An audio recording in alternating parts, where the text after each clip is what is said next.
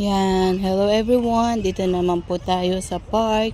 Napakaganda na pagmasdan ang mga bata na naglalaro, nag-i-enjoy sa kanilang mga buhay, sa kanilang kabataan.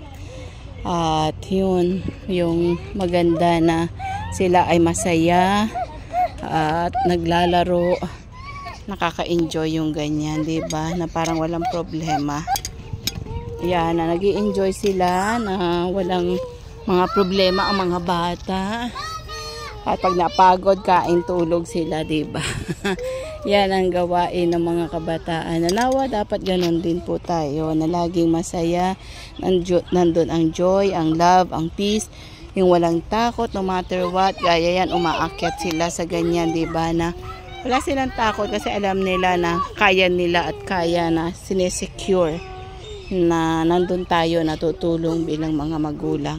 So, ganun din tayo na kaya natin ang takbo ng buhay kasi nandyan ang ating Panginoong Jesus at patuloy lang tayo kasi patuloy ang buhay, lalo na sabi niya sa Jeremiah 3:33 na call unto me and I will answer you. Ganun po, isang tawag, nandyan ang ating Panginoon. Kaya mas maganda po na lagi tayong tumawag sa Kanya. Para ang mga batang ito, pag tinawag nila Kanya magulang, nandyan lagi sila sa kanilang tabi. So muli po, shalom shalom. Yan po yung maibahagi ko sa oras na ito.